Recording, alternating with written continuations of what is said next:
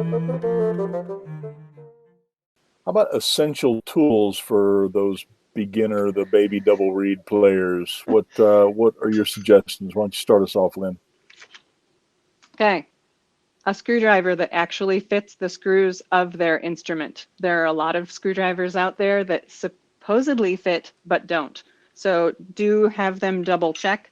Let them show you that they know how to use a screwdriver on their instrument.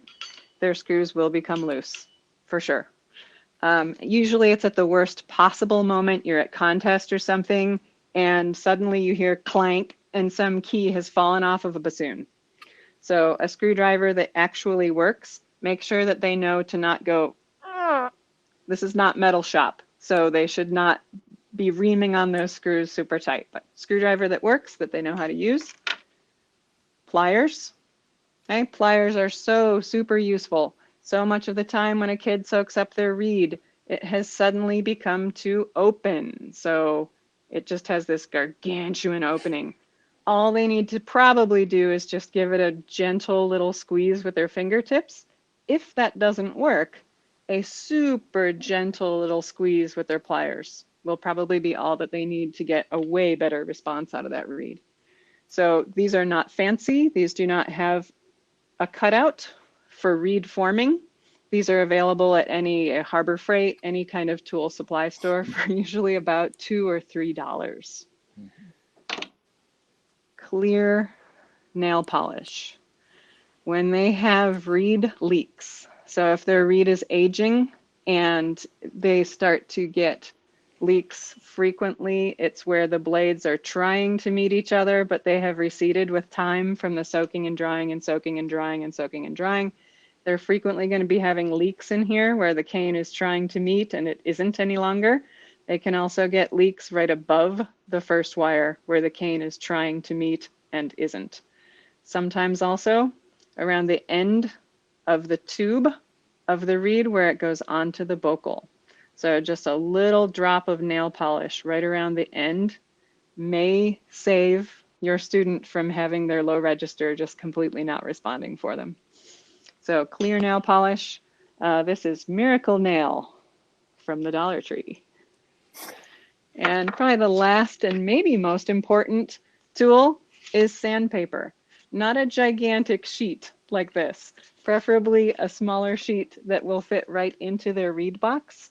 I usually have on stage with me, I'll have at least 2 different grits. I'll have a stronger grit, maybe 320, and I'll have a finer grit, probably about 600. If I can't find any 600 and is very fine, I'll use 400. So 320, 400, and 600 grit sandpapers, possibly the single best tool that your kids can have. And it's wonderful. They can just take a little piece like this, put it right into their reed case, and keep it with them at all times. Todd, anything you would add to that list of essential tools?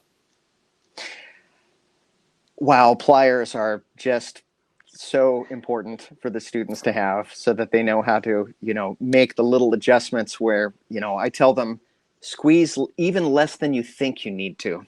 And that's usually going to be enough when you make the little adjustment there. You mentioned Harbor Freight. I actually, they started carrying the diamond coated files that I use the Grow Bay diamond coated files because I've managed to not lose them. But they started carrying those a year or two ago, and they're like $6 for a pack. So some of my students have moved over from using the sandpaper to using a combination of sandpaper and the diamond coated files.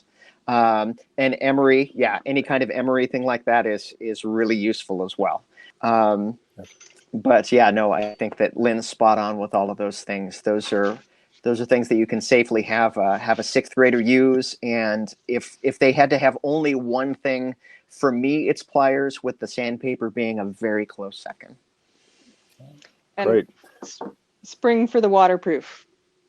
They will thank you for that. Yes, wet dry will last a lot longer. Yeah.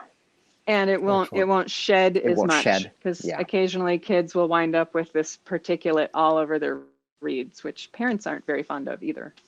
Yeah. Well, let me add one thing to your guys' list, and I'm sure you would recommend it as well.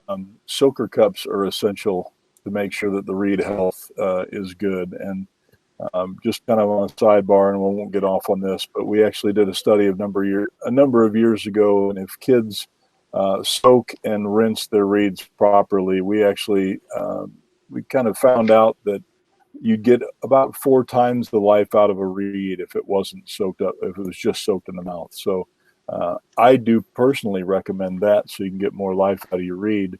Um, and yeah, so we've got a video on that actually, where Lynn describes soaking and rinsing. So I do encourage you to look at that.